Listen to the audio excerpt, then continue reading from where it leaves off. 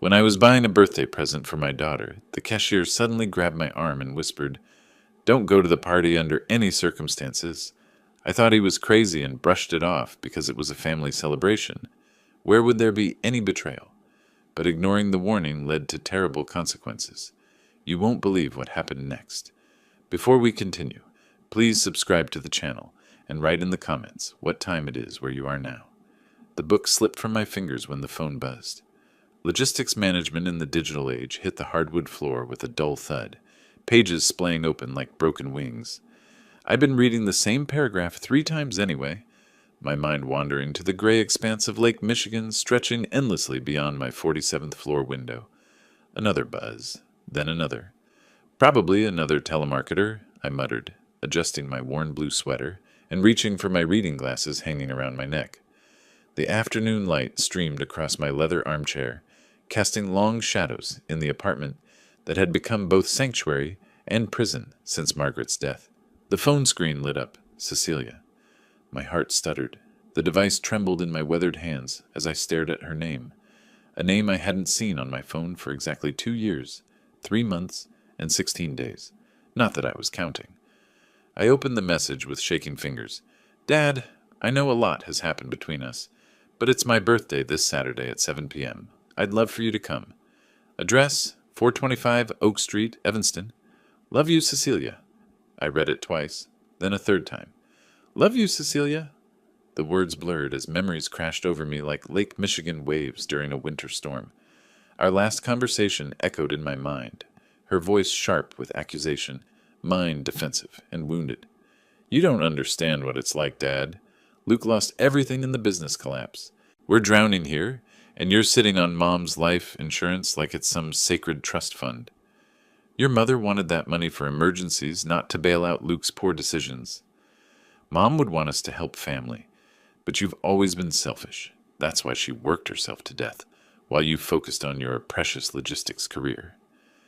The conversation had ended with a door slamming and 2 years of silence. I stood abruptly, the reading glasses swinging on their chain. My bare feet felt cold against the hardwood as I paced to the wall of family photos, our life in frames. Margaret in her wedding dress, radiant and hopeful. Cecilia at 8, gap-toothed and grinning at her first piano recital. Luke and Cecilia's wedding day, when I'd still believed he was good enough for my daughter. The phone felt heavy in my palm as I studied Cecilia's message again. October 25th, her birthday was tomorrow. October 26th. How had 2 years passed so quickly? 2 years of silence and now suddenly an invitation, I whispered to the empty apartment. What's changed? I touched the frame holding Cecilia's piano recital photo. She'd worn a blue dress that day, had practiced Chopin's Minute Waltz for months. After her performance, she'd run straight to me, ignoring the other parents' congratulations, and thrown her arms around my waist. "Did you hear, Daddy? I didn't make any mistakes." "You were perfect, sweetheart. Absolutely perfect." Now she was 38, a mother herself. Time had carved lines I'd never seen around her eyes, created distance I'd never intended. The phone buzzed again, probably another text, but I didn't look. Instead, I stared at that little girl in the blue dress, frozen forever in a moment when I was still her hero, when love was simple and unconditional. The autumn light was fading, turning the lake a deeper gray. Somewhere in Evanston, my daughter was planning a birthday party. Somewhere in my chest, hope and suspicion warred, like opposing forces, neither willing to surrender completely. I clutched the phone tighter, my knuckles white against the black case, and wondered what had really prompted her to break 2 years of silence. I moved away from the photos, the phone still warm in my grip. 3 o'clock. The numbers on the cable box glowed accusingly as I walked past my desk toward the wall safe, hidden behind my collection of business journals. My fingers found the familiar combination, Margaret's birthday, and the metal door swung open with a soft click. Inside, beneath important documents and Margaret's jewelry, lay the lottery ticket, still crisp after 3 months, the numbers printed in that distinctive blue ink. 7/14/23/31/42, Powerball 18, $2 million after taxes. My retirement had just become very comfortable. I pulled out the ticket and a photo tucked behind it.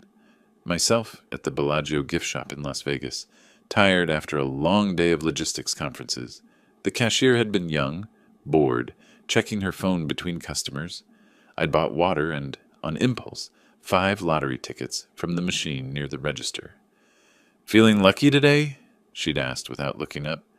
"Just thirsty," I'd replied, pocketing the tickets and forgetting about them for weeks.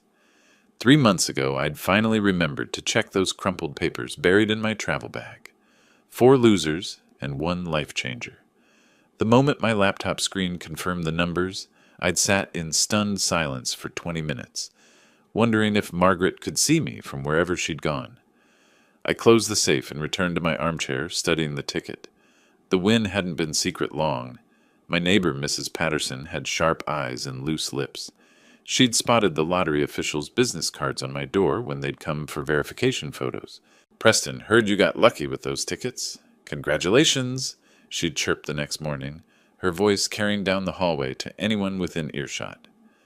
Word spread through the building like smoke. Then to Margaret's old bridge club. Then who knows where else?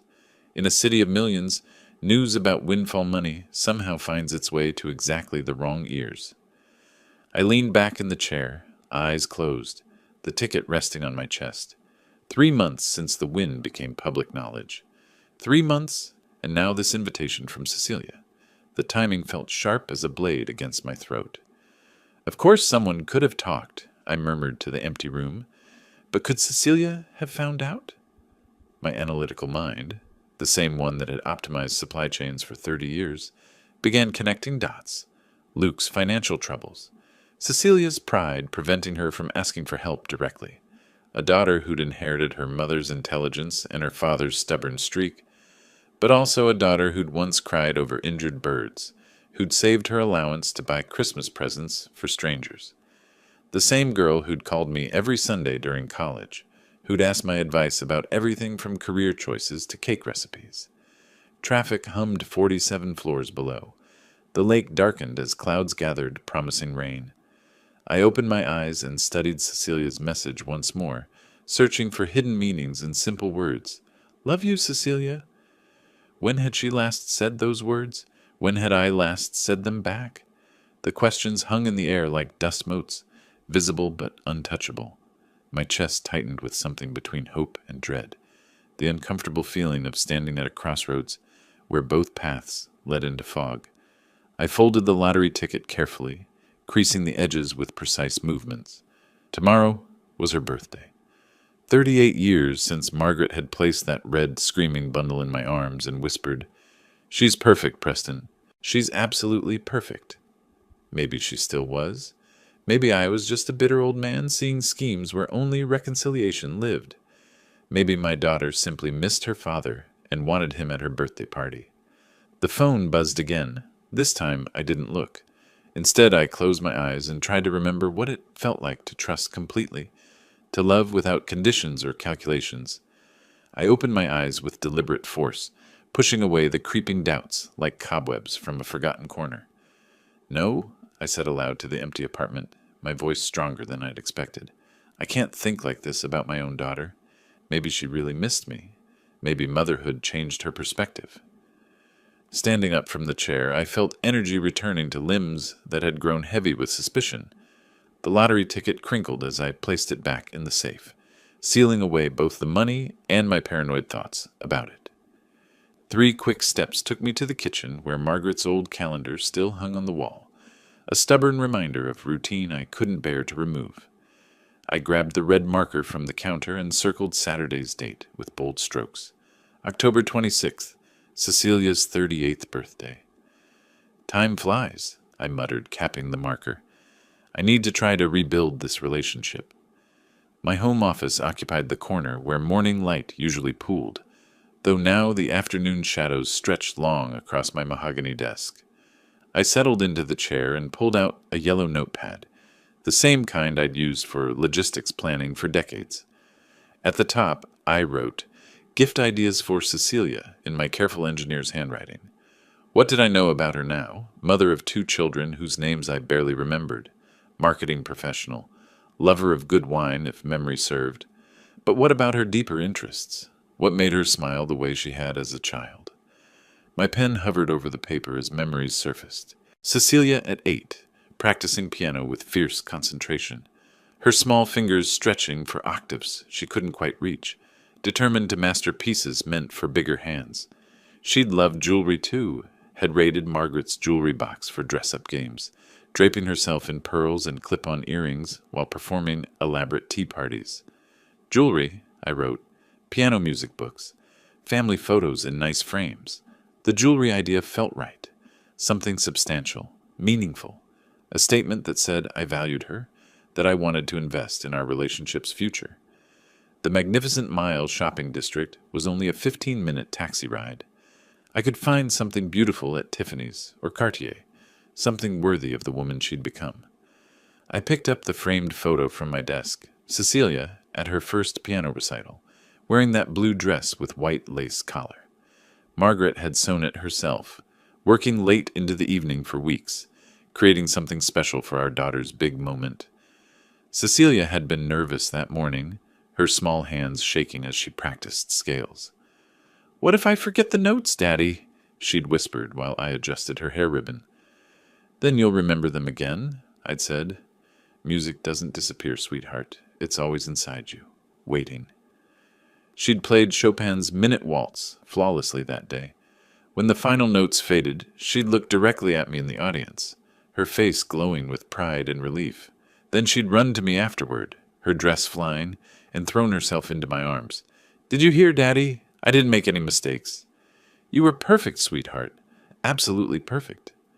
I traced the photo's edge with my finger, feeling the weight of lost years. What recitals had I missed? What achievements had gone uncelebrated? What fears had gone uncomforted because of pride and stubbornness on both sides? Tomorrow I would shop for jewelry. Something elegant, timeless, perhaps pearls like the ones she'd admired in Margaret's collection. I would wrap it carefully, write a heartfelt card, and attend her party with an open heart. I would hug my grandchildren whose faces I barely knew and try to repair what time and hurt had damaged. The apartment felt warmer suddenly, as if hope had its own temperature. Outside, the first drops of rain began spattering the windows, but inside, I felt lighter than I had in months. My daughter had reached out across 2 years of silence. She'd used the word love. Maybe that was enough. Maybe it was everything. I looked at Cecilia's childhood photo one more time, memorizing her gap-toothed smile, her eager eyes, her absolute trust in the world's goodness. Tomorrow I would try to be worthy of that trust again. Tomorrow I would remember how to be her father instead of her critic. The rain picked up outside, drumming against the glass like applause, and I began planning my approach to winning back my daughter's heart. The drive to Magnificent Mile took 30 minutes through Saturday afternoon traffic, Chicago's streets bustling with weekend shoppers and tourists. I'd chosen my best navy blazer and gray slacks, the outfit Margaret used to call my important business look. The parking garage beneath Water Tower Place charged $25 for 2 hours, but today money felt inconsequential compared to the mission ahead. Treasured Moments occupied a prime corner location, its gleaming windows displaying artfully arranged luxury goods under soft spotlighting. Classical music drifted from hidden speakers as I pushed through the heavy glass door, breathing in the scent of leather and expensive perfume. Other customers moved quietly through the spacious interior, speaking in hushed tones appropriate for a place where price tags carried multiple zeros. Crystal chandeliers cast warm light across marble countertops, while well-dressed sales associates glided between displays like dancers following choreography. Everything here whispered exclusivity, from the thick carpet beneath my feet to the silk-wrapped gift boxes stacked behind the main counter. I wandered first through the personalized gifts section, monogrammed leather portfolios, engraved crystal paperweights, custom photo frames, too impersonal for a reconciliation gift. The home decor area offered beautiful vases and decorative sculptures, but nothing felt right for Cecilia's personality. What did 38-year-old marketing professionals want these days? The jewelry counter drew me like gravity. Diamonds sparkled under halogen lights, their facets throwing tiny rainbows across black velvet display cushions. Necklaces, bracelets, rings, and earrings arranged in careful rows, each piece more elegant than the last. This felt right. Something precious, lasting, beautiful enough to match the daughter I remembered. May I help you find something special? A woman approached with practiced grace, her silver hair pulled into an elegant chignon. She wore a charcoal suit that probably cost more than most people's monthly salaries, and her smile held the perfect balance of warmth and professional distance. I need a gift for my daughter, I explained, suddenly feeling underdressed despite my best blazer. Her 38th birthday. We haven't we haven't spoken in some time. I want something meaningful. Her expression softened with understanding. Reconciliation gifts require special consideration. What are her preferences? Conservative or contemporary? Gold or silver? Diamonds or colored stones? She always loved sparkling things as a child, I said, remembering 8-year-old Cecilia, draped in Margaret's costume jewelry. Diamonds, I think. Something elegant but not too flashy. She guided me to a display case filled with diamond earrings. These are very popular for milestone birthdays, classic styles that never go out of fashion. My eyes settled on a pair of stud earrings, each centered with a brilliant cut diamond surrounded by smaller stones, in a delicate halo setting. They caught the light beautifully, sophisticated enough for a professional woman, yet timeless enough to suit any occasion. Tell me about these, I said, pointing to the pair that had captured my attention. Excellent choice, sir. 1 carat, total weight. VS1 grade diamonds. Very high quality. The setting is platinum, which won't tarnish or discolor. These earrings could easily become family heirlooms. She removed them from the case with practiced care, placing them on a small velvet tray for closer inspection. The diamonds threw light like captured stars, beautiful enough to make Cecilia's eyes shine the way they had during her piano recital all those years ago. She always loved sparkling things, I repeated softly, imagining Cecilia opening the gift box, seeing these earrings for the first time. I'll take them. This is an excellent choice, sir. VS1 grade diamonds, very high quality. The price tag read $3,500, more than I'd spent on jewelry since Margaret's engagement ring 39 years ago. But money seemed meaningless compared to the possibility of seeing joy on my daughter's face again. Maybe this would help show that I'd forgiven everything from the past. Would you like special gift wrapping? The associate asked. We have beautiful presentation boxes. I nodded, watching her select an elegant navy box with gold trim. The earrings nestled perfectly in white silk padding, looking like tiny treasures worthy of a princess. This gift might bridge the gap between who we'd been and who we could become again. Walking toward the cash register, I felt lighter than I had in months. Tonight I would call Cecilia to confirm tomorrow's party attendance. Tomorrow I would hand her this beautiful gift and watch her face light up with surprise and happiness.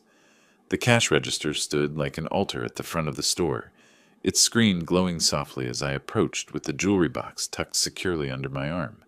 Behind the counter, a middle-aged man with graying hair and tired eyes was just settling into his position, adjusting his name tag and checking the register's receipt paper. Good afternoon, he said automatically, then glanced up with the practiced smile of someone who'd worked retail longer than he'd planned. Find everything you needed? Yes, these earrings. I set the elegant navy box on the marble counter, feeling satisfied with my choice. Cecilia would love them, I was certain. Beautiful store you have here.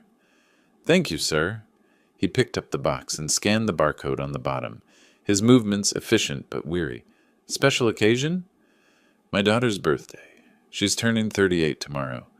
Pride crept into my voice despite the complicated circumstances. Haven't seen her in a while, so I wanted something meaningful. The man nodded absently, focused on his screen. That'll be $3,700 with tax. Will that be cash, or... He stopped mid-sentence as I handed him my credit card, his eyes fixed on the name embossed in silver letters. Preston M. Hunt. Something shifted in his expression. The professional pleasantness evaporated, replaced by recognition that made his jaw tighten. His hands stilled on the card, and when he looked up at me again, his eyes held an intensity that made me step back instinctively. Listen, sir. His voice dropped to an urgent whisper as he leaned across the counter. Preston Hunt, right? Under no circumstances should you go to that party. Excuse me. I blinked, certain I'd misheard him. What are you talking about? His grip tightened on my credit card, and suddenly his hand shot out to grab my wrist across the counter. His fingers were stronger than they looked, calloused from years of physical work that didn't match his current retail position. Just trust me. Don't go. I jerked my hand back, stepping away from the counter. Young man, give me back my card. My voice carried the authority I'd once used with subordinates, who'd overstepped their bounds, but he didn't release his grip on my wrist. Please, I'm not crazy. There's something you need to know. Just complete the transaction. I pulled harder, finally freeing my arm from his surprisingly strong grasp. Other customers were beginning to stare, their quiet conversations stopping as they sensed the tension. His eyes darted around the store, probably calculating whether his manager was within earshot. When he spoke again, desperation leaked through his professional facade. Look, I work here part-time. It used to be my field before everything went wrong. I'm not some random lunatic, okay? I know things. What things? I demanded, though every instinct screamed at me to grab my card and leave immediately. Just, please don't go to that party. Whatever they've told you, whatever they've promised. He shook his head, running the credit card through the machine with trembling fingers. It's not what it seems. The machine beeped, requesting my signature on the small screen. I signed quickly, wanting nothing more than to escape this increasingly bizarre interaction. The man, his name tag read, Mark Wilson, printed my receipt with mechanical precision while his eyes remained fixed on my face. Here's your card, sir.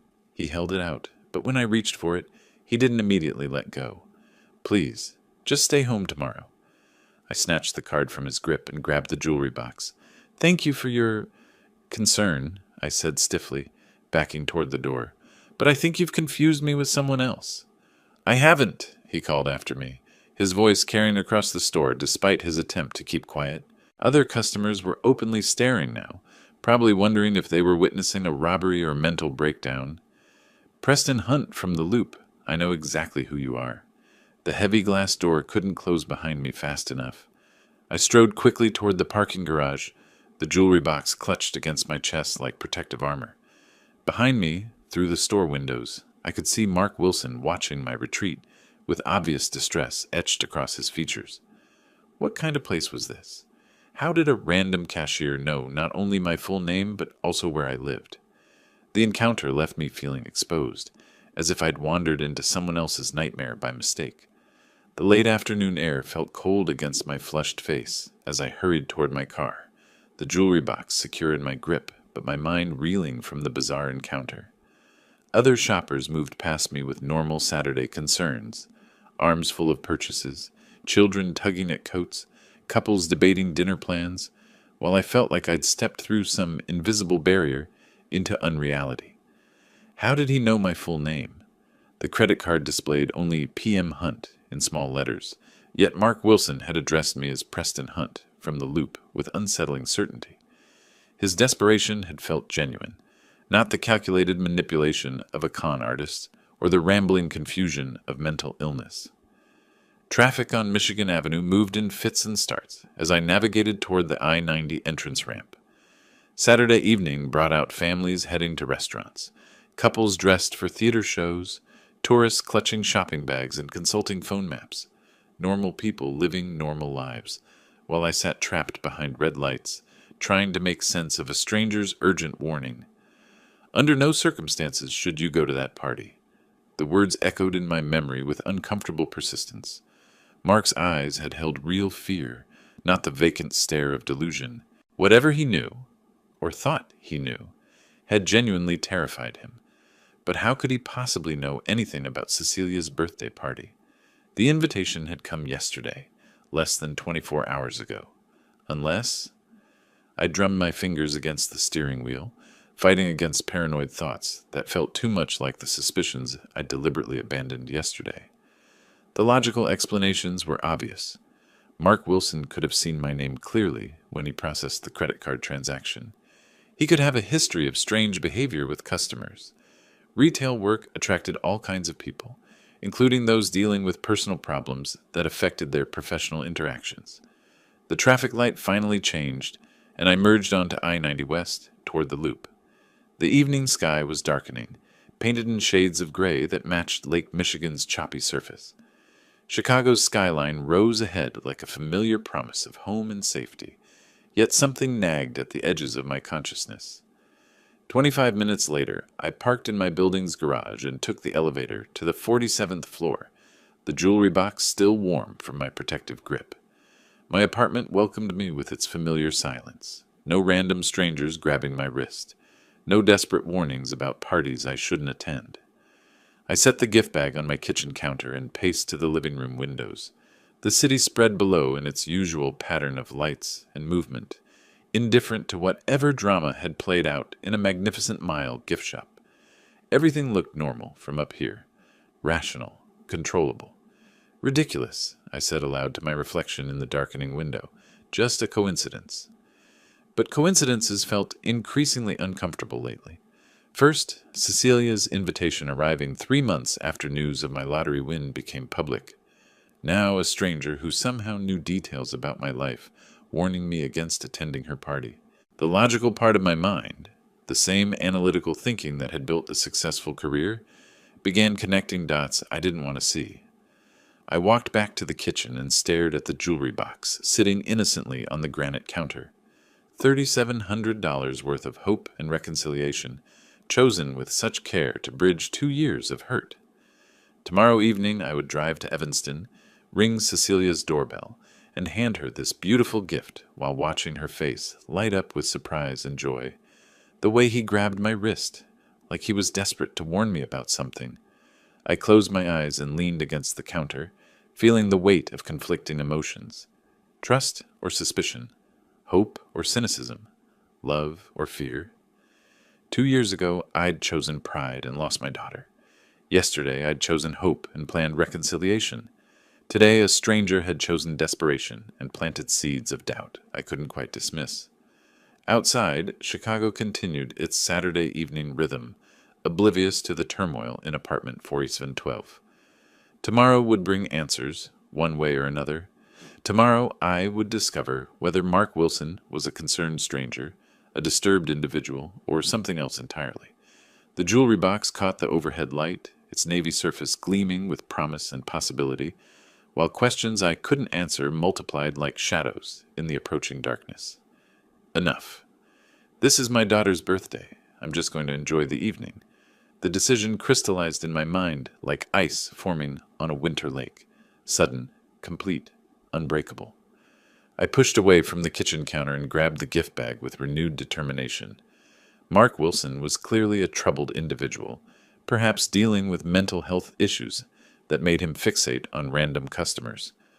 I wouldn't let his paranoid fantasies poison what could be the most important night of my relationship with Cecilia.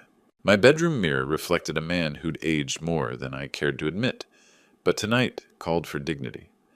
I selected my finest navy suit, the one Margaret had helped me choose for our anniversary dinner 3 years ago, and paired it with the silver tie that brought out my eyes.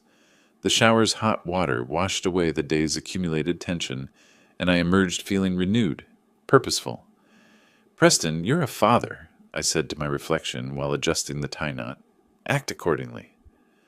The drive to Evanston took me north along Lakeshore Drive before connecting to I-94, Chicago's familiar skyline shrinking in my rearview mirror as suburban neighborhoods replaced urban density. Classical music filled the car, Chopin, the same composer Cecilia had played during her childhood recital. The irony wasn't lost on me. Maybe we can finally talk like adults. Maybe I can meet my grandchildren properly, learn their middle names, discover their favorite books and games. 2 years was a lifetime in child development. They'd grown and changed while I'd nursed wounded pride in my lonely apartment. Evanston's tree-lined streets welcomed me with the comfortable prosperity of established families. Mature oak trees displayed autumn's full palette, burgundy, gold, deep orange, while well-maintained Victorian and colonial homes sat behind manicured lawns, like witnesses to generations of family celebrations. This was the neighborhood where successful professionals raised children who attended good schools and learned piano on Saturday afternoons. 45 Oak Street stood out even among its impressive neighbors. The colonial revival architecture featured classic proportions and elegant detailing, from the wraparound porch with its white columns to the dormered roof that suggested spacious bedrooms above. Warm light spilled from tall windows, and I could hear the gentle murmur of conversation mixed with soft jazz music drifting from inside. Other guests were arriving as I parked across the street. A couple in their 40s climbed the front steps carrying a wrapped gift and bottle of wine. An older woman emerged from a BMW with what appeared to be a homemade cake in a glass carrier. Normal people attending a normal birthday party for their friend, neighbor, or colleague.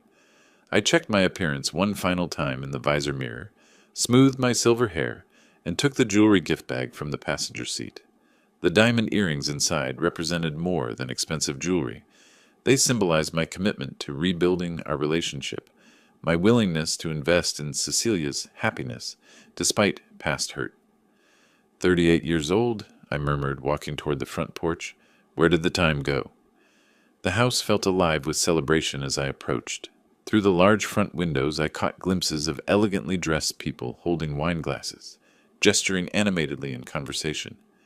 Cecilia moved among them like a graceful hostess, her dark hair styled in an elegant updo that reminded me painfully of Margaret during our early marriage years.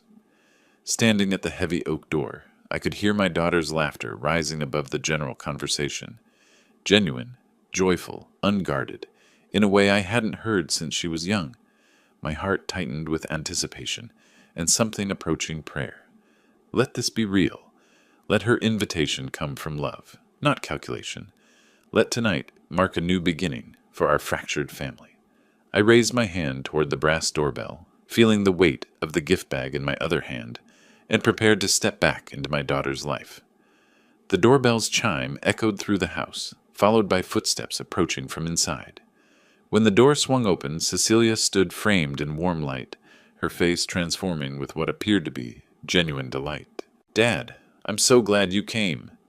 She stepped forward immediately, wrapping me in an embrace that felt both familiar and foreign after 2 years of separation. Her perfume carried hints of jasmine and vanilla, sophisticated, expensive, nothing like the fruity body sprays she'd favored as a teenager.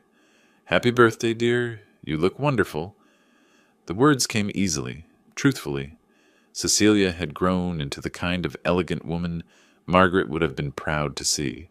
Her black dress sophisticated without being flashy, her jewelry understated but clearly quality. She gestured me inside, taking my coat with practiced hostess grace. "Thank you for coming. I know it's been difficult between us." Her voice carried a slight tremor that could have been nervousness or emotion, but I'm really hoping we can move forward. The house's interior matched its promising exterior. Cream-colored furniture arranged around a marble fireplace, fresh flowers in crystal vases, artwork that suggested both taste and financial comfort. Soft jazz played from hidden speakers, while approximately 15 guests mingled with the easy familiarity of established friendships. "Preston!" Luke appeared at my elbow, his smile warm and seemingly genuine. "Great to see you again. Thanks for coming. It means the world to Cecilia." He'd aged well, still handsome in that polished way that had initially impressed me when they'd started dating. His handshake was firm, his eye contact steady. Before I could respond fully, small voices called out from across the room. "Grandpa! Grandpa's here!" 2 children rushed toward me with the uninhibited enthusiasm only the very young possess. The boy looked about 7, with Cecilia's dark hair and serious eyes. The girl, perhaps 5, had Luke's lighter coloring and a gap-toothed grin that transported me instantly to Cecilia's childhood. "Look what I drew for you, Grandpa!" The boy thrust a crayon masterpiece into my hands, a house by what appeared to be a lake, with stick figures labeled Grandpa and me, standing on what might have been a dock. "That's your house by the water. Mommy told me you live way up high." "It's beautiful, Thomas." His name came back to me suddenly, along with his sister's. "And Emma, how tall you've gotten." Emma beamed and grabbed my free hand. "Will you read me a story later? I have a new book about dragons." Her small fingers felt warm and trusting, completely innocent of adult complexities and past grievances. The evening flowed with unexpected ease. Guests introduced themselves: neighbors, Cecilia's marketing colleagues, family friends whose names I half remembered from years past. Everyone seemed genuinely pleased to meet me, offering compliments about what a thoughtful father I must be to maintain such a close relationship with my daughter. I accepted their assumptions without correction, feeling both grateful and slightly guilty. At 8:15, Cecilia called for attention. I'd like to thank everyone for coming to celebrate with me tonight. Birthdays become more meaningful as we get older. They're opportunities to appreciate the people who matter most. Her eyes found mine across the room. Dad, I believe you have something for me? The moment felt theatrical, yet sincere as I approached with the jewelry bag. The room quieted except for the soft background music. All attention focused on this father-daughter reunion. Cecilia's hands shook slightly as she unwrapped the navy box, her expression shifting from anticipation to genuine amazement when she revealed the diamond earrings. Dad, these are incredibly beautiful. Thank you. Her voice caught with what sounded like real emotion. Everyone, look at these gorgeous earrings my father chose for me. The guests responded with appropriate admiration and approval. What a thoughtful father! Those are absolutely stunning. Such exquisite taste. Their words washed over me like validation, confirming that I'd chosen well, that this gesture would indeed help repair our relationship. Cecilia fastened the earrings immediately, tilting her head to catch the light as the diamonds sparkled against her dark hair. She looked radiant, successful, happy, everything a father could want for his daughter. The sight filled me with profound satisfaction and something approaching peace. By 8:30, I found myself completely absorbed in animated conversation with a couple who owned a successful consulting firm. The wine had loosened my tongue pleasantly, and for the first time in months, I felt truly relaxed and content. The evening was exceeding my most optimistic expectations. Excuse me, I said, setting down my empty glass. I should get some water before I embarrass myself completely. Making my way toward what I assumed was the kitchen, I felt lighter than I had in years. Mark Wilson's paranoid warning seemed like a distant memory from someone else's nightmare. This was reality. Family, reconciliation, grandchildren who drew pictures of visiting Grandpa's lake house. The kitchen lay beyond an archway at the house's rear, modern appliances gleaming under recessed lighting. I moved through Cecilia's home with the easy familiarity of someone who finally felt welcome. No longer a guest, but family returning where he belonged. The refrigerator hummed quietly beside granite countertops that probably cost more than most people's cars. But tonight, such details only reinforced my pride in my daughter's success. Water glasses sat in neat rows beside the sink. I reached for one, already planning my return to the living room, where Emma had promised to show me her dragon book. The evening stretched ahead with pleasant possibilities. More stories from the grandchildren, deeper conversation with Cecilia, perhaps even a private moment to discuss the future of our relationship. Voices drifted from the open French doors leading to the terrace. Male laughter, the clink of beer bottles, casual conversation among friends stepping outside for fresh air. I paid little attention initially, focused on running cold water and enjoying the warm satisfaction that comes from successful family reconciliation. Then I heard the words that changed everything. The old man doesn't even suspect. 2 million, guys. Cecilia already prepared the family fund documents. My hand froze on the faucet handle. The water glass trembled in my grip as Luke's voice carried clearly through the open doors, his words slightly slurred but unmistakably coherent. And he'll sign? Another voice asked with casual interest. Of course. He's so happy about the reconciliation, he'll sign anything. Says he wants to provide for the grandkids' future. Luke's laugh held cruel amusement. The stupid old fool actually bought expensive jewelry. Makes this even easier. Proves he's emotionally invested. The glass slipped from my numb fingers, shattering against the granite in an explosion of crystal fragments that seemed to echo through my chest. But the men outside continued their conversation, oblivious to the destruction their words were causing. Smart plan, the second voice continued approvingly. And when does this happen? Tonight. Cecilia has everything prepared. Legal documents establishing a family educational fund for the grandchildren. Very official, very legitimate sounding. He'll think he's being a responsible grandfather. What about the other family members? Won't they question sudden transfers? Luke's response came with the confidence of someone who'd considered every angle. There are no other family members. His wife died 2 years ago. Cecilia's an only child. Once he signs, the money transfers into an account we control jointly. By the time he realizes what happened, if he ever does, it'll be too late legally. I stood paralyzed in the kitchen doorway, pieces of broken glass at my feet like fragments of my shattered trust. Mark Wilson's desperate warning echoed in my memory. Under no circumstances should you go to that party. He'd known. Somehow, impossibly, he'd known exactly what was planned for tonight.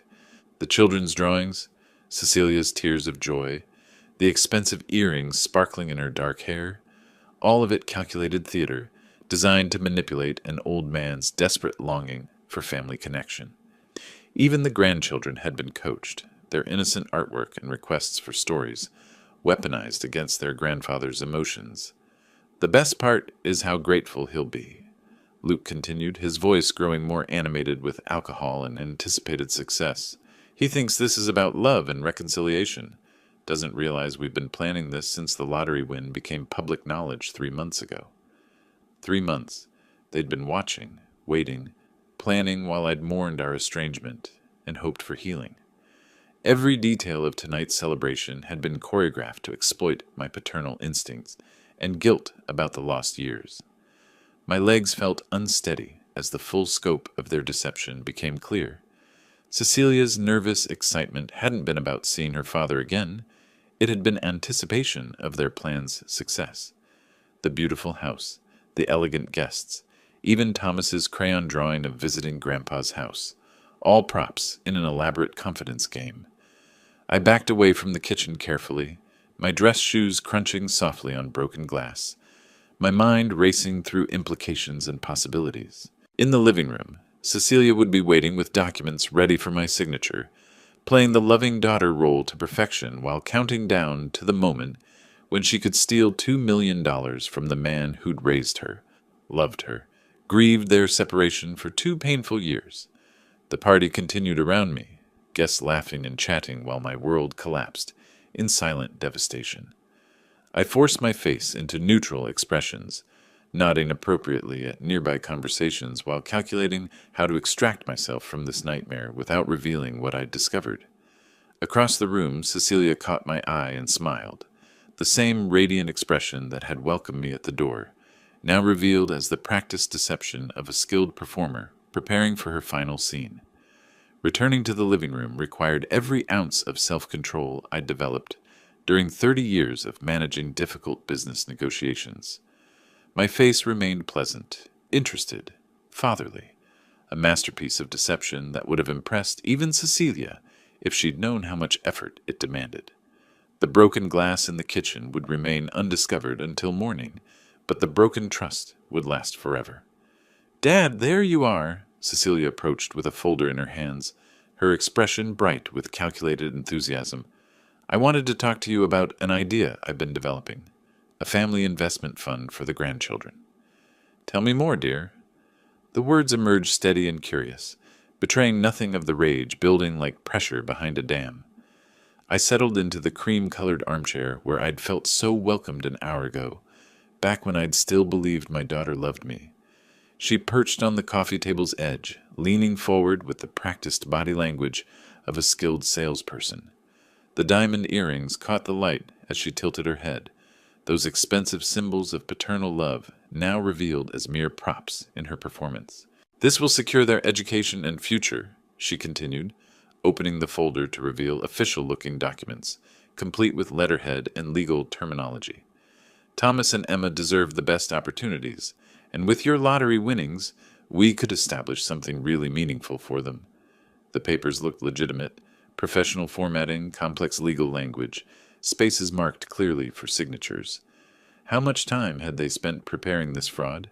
How many hours planning the perfect way to steal from the man who'd given Cecilia life, love, and every advantage he could provide?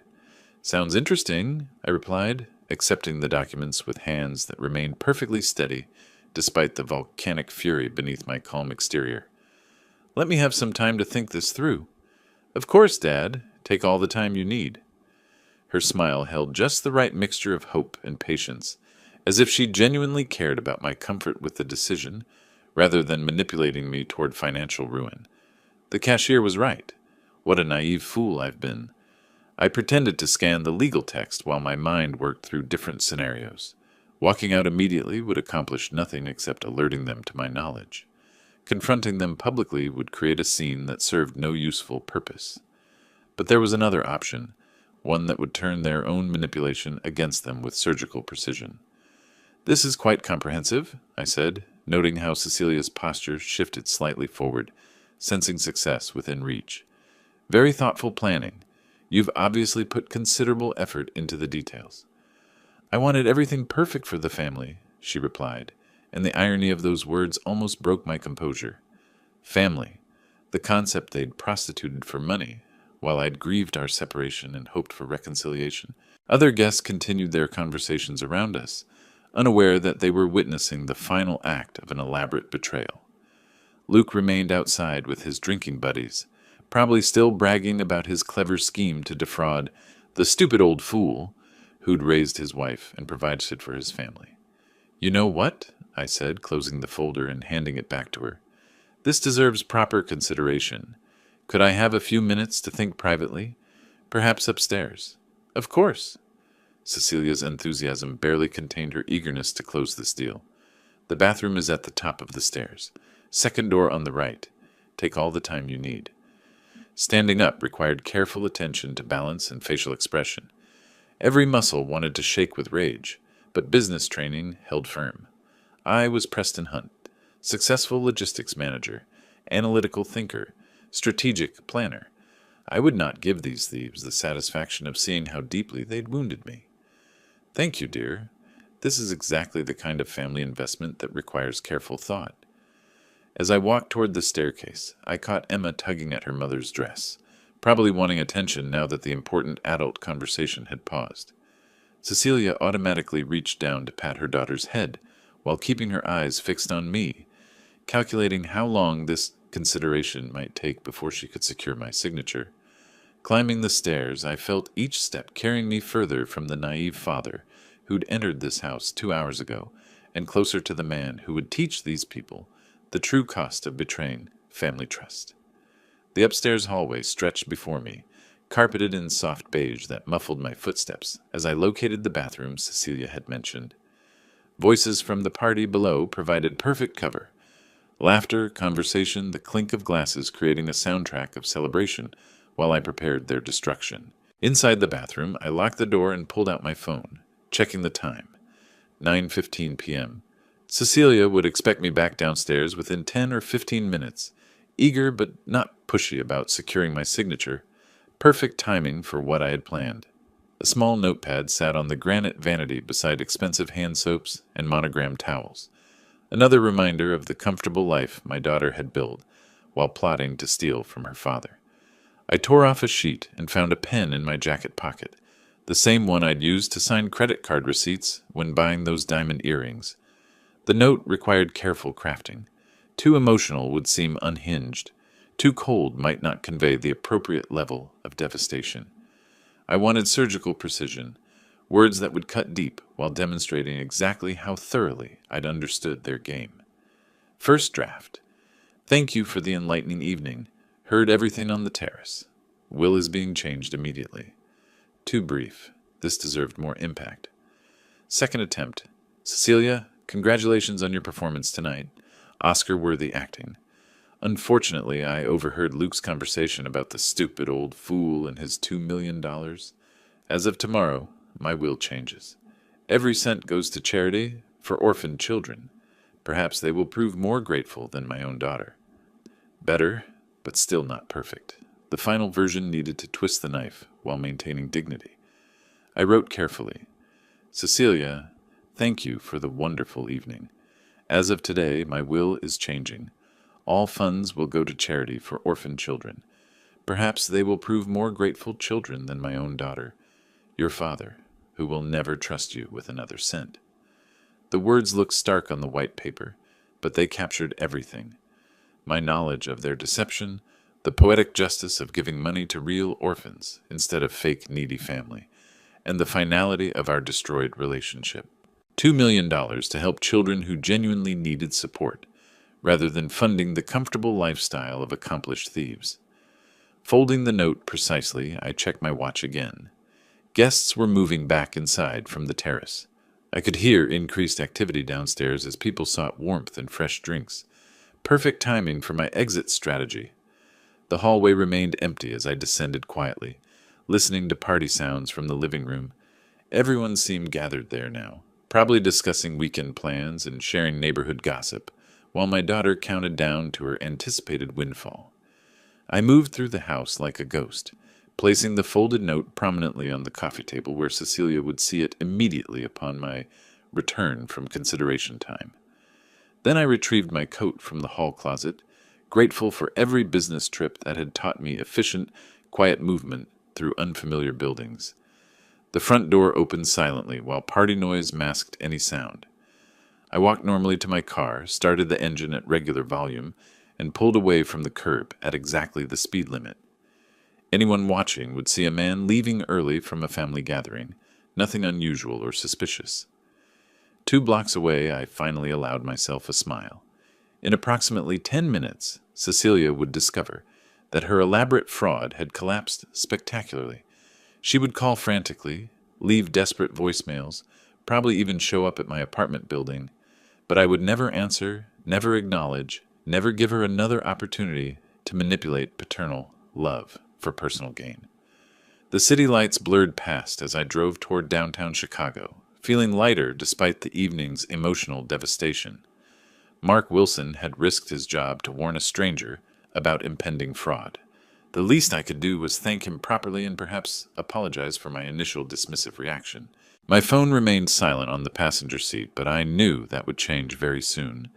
Cecilia was about to discover that her father wasn't quite the naive fool she'd assumed, and her reaction would probably be spectacular. For the first time in hours, I felt genuinely curious about what would happen next. The drive back to Magnificent Mile took 40 minutes through Saturday night traffic. Chicago's streets alive with couples heading to late dinners and young people beginning their weekend adventures. My phone remained strategically silent on the passenger seat, though I caught glimpses of the screen lighting up repeatedly, calls I had no intention of answering. At a red light near Navy Pier, I finally checked the display. 12 missed calls from Cecilia, each one probably more frantic than the last. The note had clearly achieved its intended impact. I could almost picture her reading those words, realizing that her elaborate deception had crumbled in the space of a single folded piece of paper. Treasured moments. Stayed open until 11 on Saturdays, its windows still glowing warmly when I found parking near Water Tower Place. Most other shops were closing, their security gates rolling down over darkened storefronts, but the high-end gift store maintained extended hours for customers with flexible schedules and significant purchasing power. Mark Wilson was organizing inventory near the jewelry counter when I pushed through the glass doors. He looked up with surprise, then concern, probably wondering why the agitated customer from earlier was returning after normal business hours. "You were right," I said without preamble, approaching the counter where he stood with a clipboard of price tags. "I came to thank you and apologize for not listening." His expression shifted from wariness to something approaching relief. "What happened?" "I heard their plan a week ago at O'Malley's bar," he began, setting down his clipboard and leaning against the counter. "Luke was bragging to friends about how easy it would be to fool his rich father-in-law. Something about family fund documents and $2 million. I didn't know who you were until I saw your credit card." The fluorescent lights hummed softly overhead while other late shoppers browsed quietly through the store's remaining open sections. Mark spoke in low tones, his voice carrying the weight of someone who'd struggled with whether to interfere in a stranger's business. "Why did you risk telling me?" I asked, genuinely curious about his motivation. "I was cheated in business myself a few years ago," he replied, his fingers drumming nervously against the marble countertop. "Lost everything to a partner I trusted completely. I know how much it hurts when someone you trust betrays you for money. I couldn't stay silent and let it happen to someone else."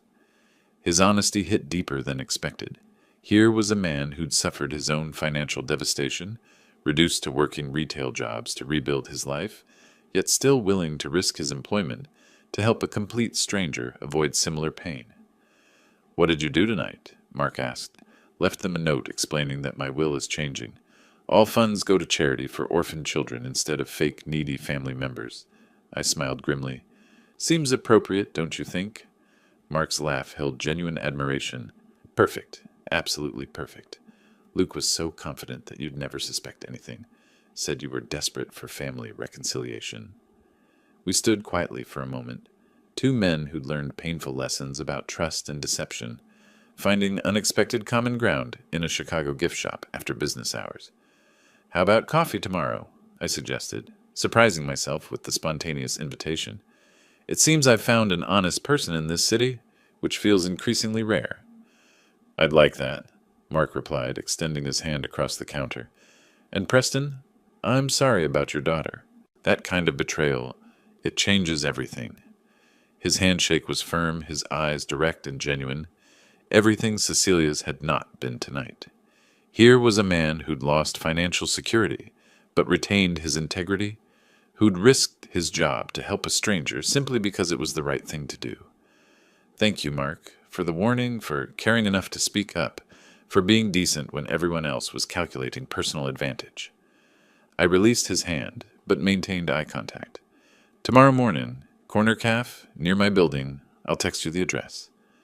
Walking toward my car, I felt something I hadn't experienced in years, the beginning of genuine friendship based on mutual respect, rather than family obligation or business necessity. Tonight had cost me a daughter, but might have gained me something more valuable. Proof that honorable people still existed, even in a world where family members schemed to steal from their own fathers. My phone buzzed again on the passenger seat as I started the engine. Cecilia, no doubt, still frantically trying to salvage her collapsed fraud, or perhaps genuinely panicked about losing her father's love along with his money. I left it unanswered and drove home through the glittering Chicago night, feeling genuinely optimistic for the first time in months. If you like this story, please like this video, subscribe to the channel, and share your impressions of this story in the comments. To listen to the next story, click on the box on the left. Thank you for watching.